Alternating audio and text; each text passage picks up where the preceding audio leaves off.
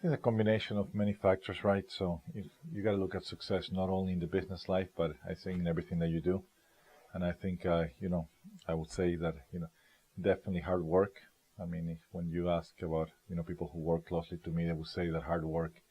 I'm well known for that, and one of the leadership traits that I tend to lead by is you got to practice what you preach, right? And that's why people are surprised when they walk around the different Brightstars around the world, how they see.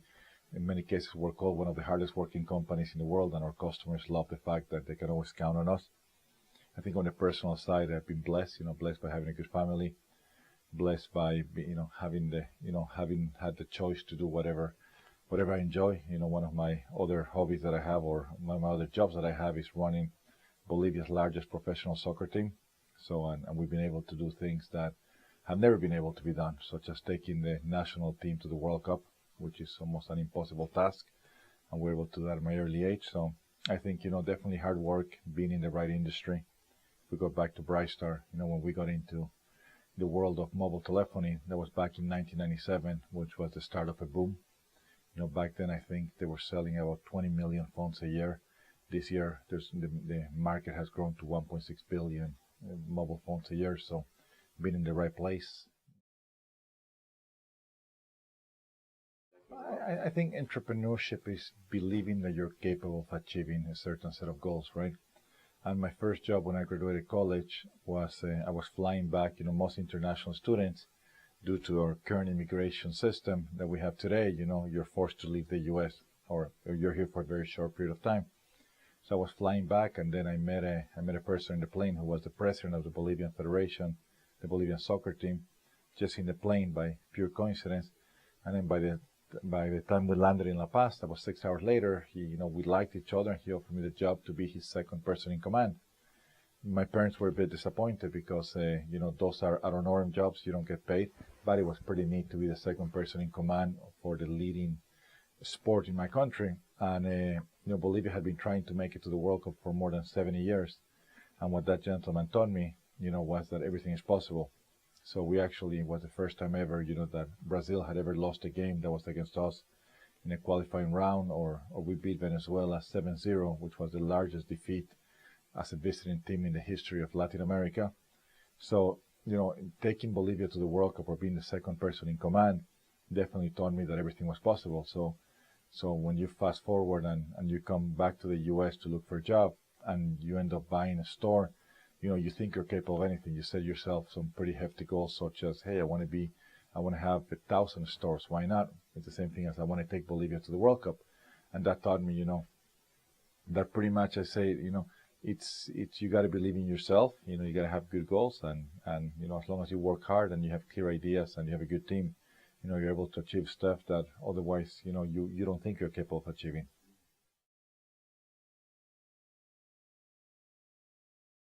It's very, very strange that you find a company that was founded in Bolivia, in a small landlocked country of 7, 8 million people, to actually, become the leader of what we do in Latin America. And then it's hardly ever do you find a Latin American company coming to the U.S. market. It's backwards. Traditionally, you have European or American companies who go into Latin America. So this was one of those in which a Latin American company came. And then after that, we did Asia, and then after Asia, we did Europe, and now we're doing Africa, and now we're in 61 different countries. And you learn the challenges of, running a global company. It's, as much as it sounds great, I mean, it has a set of challenges, right? Set of challenges in terms of, how can you really be global, but how can you truly be a local company providing local services? How do you find the right management? How can you run a company that doesn't stop? I mean, it's 24 hours a day. Well, it might be Sunday in the U.S., it's already the beginning of the day in Australia, or it's actually mid-afternoon in Australia. So those are the things that we're learning, that I find it fascinating, in terms of trying to keep a global organization motivated, to continue to try to be number one at what we do. What we've done is something, it's a little different, right? I mean, traditionally, we were a distribution company, and we become the number one wireless distribution company in the world. We sell, many, many millions of mobile phones. But then we decided to transform Brightstar into a services company. So we started becoming a supply chain solutions company. So we start fighting with companies that we had no idea we were with. We compete against IBM, we compete against Accenture, we compete against UPS, and we want to be number one in that industry. Then, after that, we also got into the insurance business. And insurance business is one where, your cell phone today is your most prized possession. So you want to insure it versus it gets lost, gets damaged, and all that. So we bought a small insurance company, and our goal is to be the number one insurance company in the world. We entered the buyback and trading business. So what does that mean?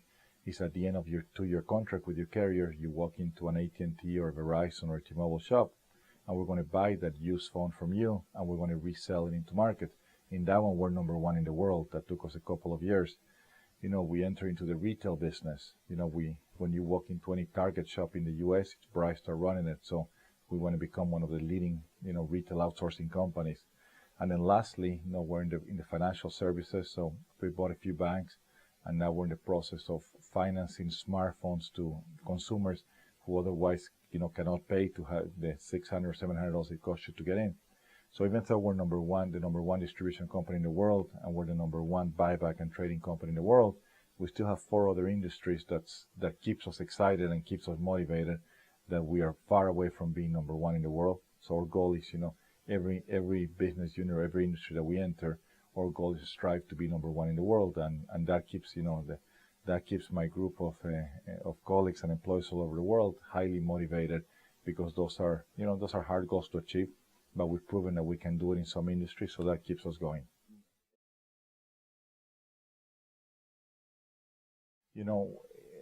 As a leader, as an entrepreneur, who this has been, my primary job, what you try to do is always to hire great talent, so you try to surround yourself to talent that's better than yours. And, that's been my personal goal. So that way you try to work a little less. And I think, so far so good. You're able to recruit great talent of actually employees that come and can teach you a lot, in terms of other people that have learned, how to run bigger companies, as this has been the only job that I've had. It's been running a soccer team and running Brightstar and putting it to what it is today. So from a personal goal, I definitely, is recruit great talent. Then also, from a personal goals, obviously family becomes quite important, in terms to be able to provide as much time as your family needs, which is easier said than done. And then also, now that I bought Bolivia's largest football team or soccer team, is how do you make it one of the leading teams in the world? And that one is quite a challenge, but we're better every year. We get better, so that definitely keeps me very, very excited. So one laptop per child came, when Nicholas Negroponte, who used to run the MIT Media Lab, called a group of us. It was at that point Larry from Google. It was Rupert Murdoch from News Corp. He was the founder of Red Hat, and they sat us down at a table and they say, I want to make computers or laptops available to everyone. I want to be able to do it for under $100. The original name was with $100 laptops.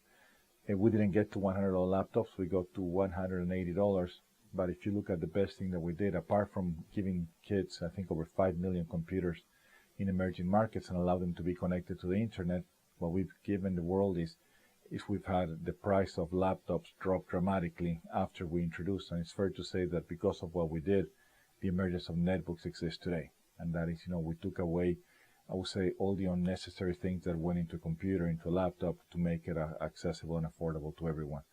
So, the joy and the pleasure of walking into Uruguay, for example, and seeing that every single kid has a computer and every single kid is connected, there's no better encyclopedia than the internet. And the internet is the only democratic, source of information where it doesn't matter how rich or how poor you are, you're accessing the exact same information. So I took a lot of pride in being the leader of that with Nicholas, and seeing millions and millions of kids who otherwise would never have access to the internet today, just be better students, be better brothers, and be better citizens, and understanding, what's the whole world about. I think the Kennedy School students, you're privileged to be one of the best, if not the best, teaching institution in the world, and therefore, I have a higher degree of responsibility in terms of grabbing what you've learned in these last 4, 6, or as many years that you've been here, and being taken back to your community, to your country, to the companies that you're going to end up working, or from a candidate perspective, you most likely you'll be in the public service arena, so therefore you have high expectations. And what works in business in terms of setting yourself to hefty goals and believing you can achieve, and be the best at what you do, that applies whether you're a politician or that applies whether you're a public servant, whatever that's going to be.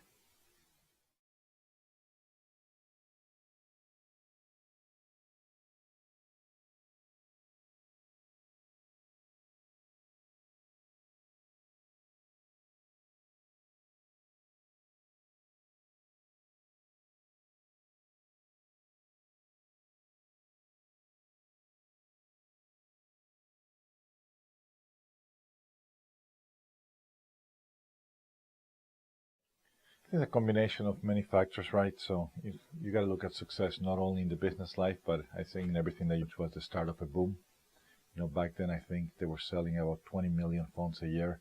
This year, the market has grown to 1.6 billion mobile phones a year. So being in the right place.